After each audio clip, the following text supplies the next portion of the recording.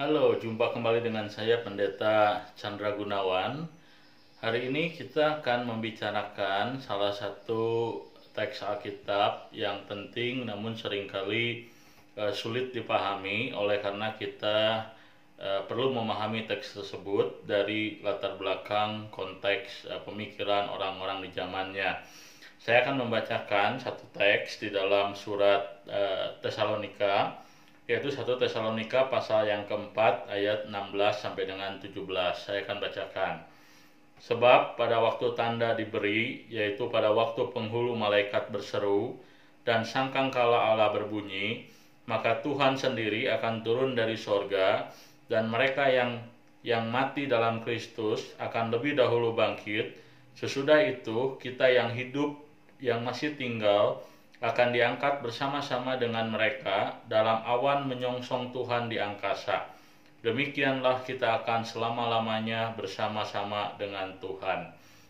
Salah satu hal yang menjadi pertanyaan waktu kita membaca teks ini adalah mengenai pengangkatan.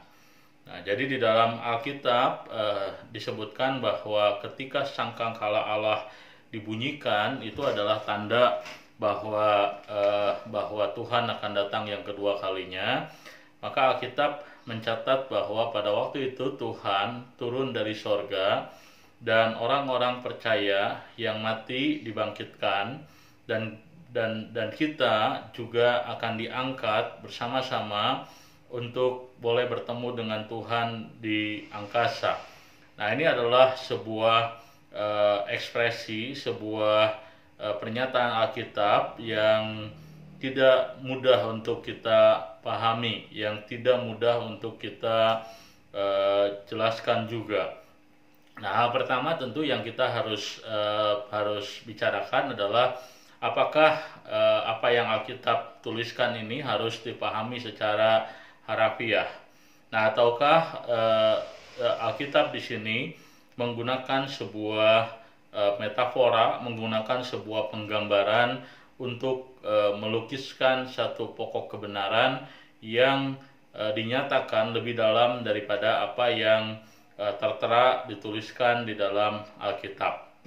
Nah, jadi untuk memahami teks firman Tuhan ini, kita perlu belajar ataupun kita dapat belajar dari sebuah pendekatan, sebuah ilmu yang disebut sebagai latar belakang pemikiran orang-orang yang hidup pada abad pertama Masehi atau latar belakang Perjanjian Baru.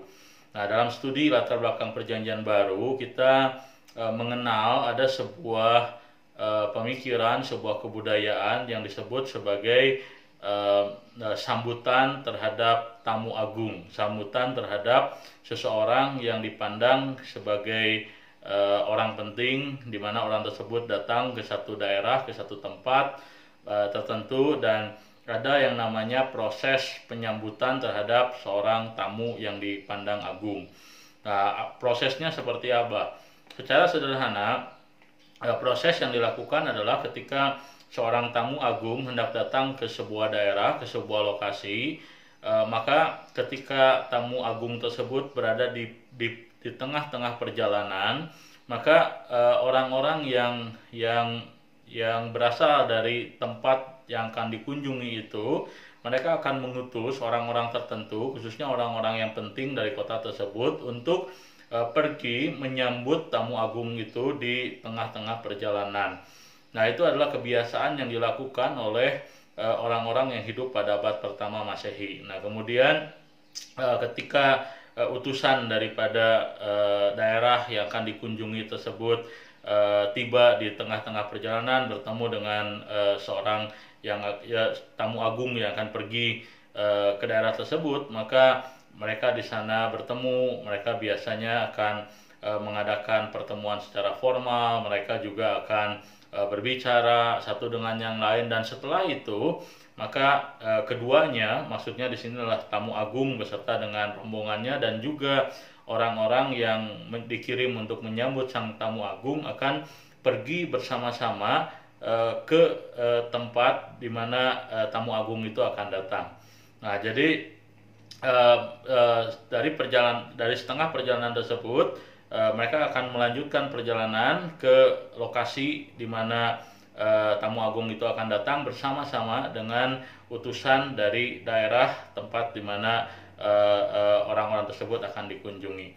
Nah, latar belakang inilah yang kita dapat yang harus kita pahami ketika kita membaca nasihat Rasul Paulus atau penjelasan Rasul Paulus mengenai kedatangan Tuhan yang kedua.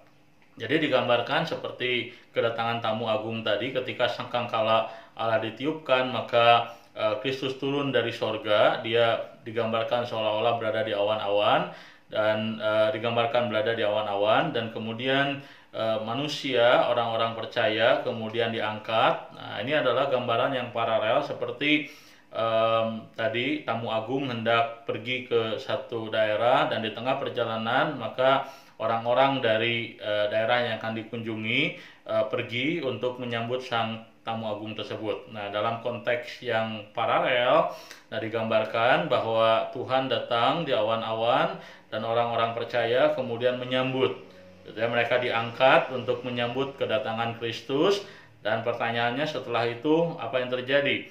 Maka berdasarkan latar belakang pemahaman orang-orang abad pertama Masehi mengenai kedatangan tamu agung, maka seharusnya kita kemudian memahami bahwa setelah orang-orang percaya bertemu dengan Yesus di angkasa, maka orang-orang percaya dengan Yesus akan turun ke bumi, karena Yesus adalah tamu agung dari sorga. Dia turun untuk datang ke bumi untuk apa? Memerintah. Dan orang-orang percaya yang masih hidup dan juga orang-orang percaya yang mati, kemudian mereka menyambut di angkasa, dan kemudian bersama-sama dengan Yesus akan memerintah di bumi ini.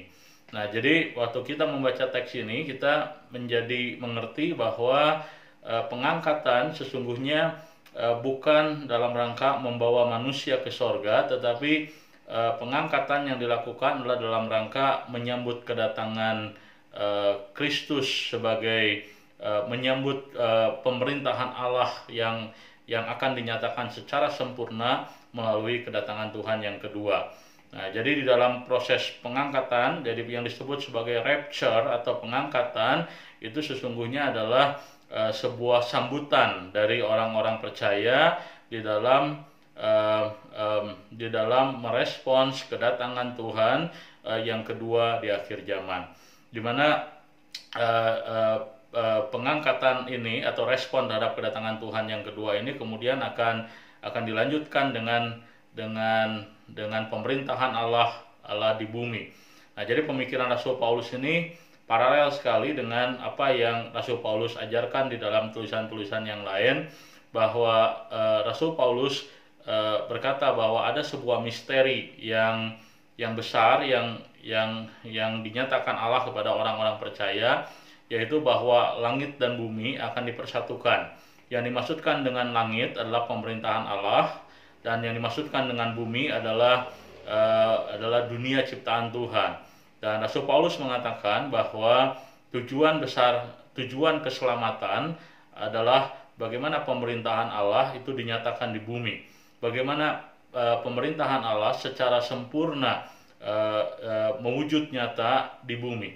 Nah, jadi dalam pemikiran Rasul Paulus kita belajar sesuatu yang penting, bahwa tujuan akhir daripada karya keselamatan Tuhan dalam kehidupan orang percaya ataupun dalam dunia ini bukanlah untuk membawa manusia ke sorga, tetapi justru untuk membawa sorga ke bumi, untuk membuat bumi ini sepenuhnya menjadi milik Tuhan, untuk membuat bumi ini kembali menjadi ciptaan sebagaimana yang Tuhan desainkan sejak semula. Nah, jadi waktu kita membaca teks ini, apa yang dapat kita pelajari? Yang pertama, kita harus memahami bahwa bumi ini adalah milik Tuhan, bahwa Tuhan ingin bumi ini memuliakan Tuhan, bahwa bumi ini dibawa kembali kepada tujuan penciptaannya untuk melayani Tuhan. Dan yang kedua, kita juga harus ingat bahwa Tuhan ingin tinggal di bumi ini. Jadi Tuhan ingin manusia bersama-sama dengan Tuhan tinggal, bukan di sorga tapi di bumi. Nah, itulah sebabnya maka dalam Alkitab berulang kali kita melihat sebuah visi bahwa sorga itu turun ke bumi, bahwa langit dan bumi dipersatukan. Nah, itu berarti bahwa orang-orang percaya tidak boleh mengabaikan dunia ini. Orang-orang percaya tidak boleh mengabaikan dunia yang Tuhan percayakan kepada kita. Memang dunia ini telah rusak, dunia ini telah berdosa, dunia ini melawan Tuhan, tetapi kita justru ada di dalam dunia ini untuk mempengaruhi dunia ini kembali memuliakan Tuhan. Nah, itulah hal yang kita bisa pelajari dari apa yang Rasul Paulus ajarkan mengenai pengangkatan orang percaya dan visi yang Tuhan berikan bahwa pengangkatan kita merupakan sebuah sambutan kita terhadap pemerintahan Allah yang akan dinyatakan secara sempurna di bumi ketika Tuhan datang yang kedua kalinya. Tuhan memberkati.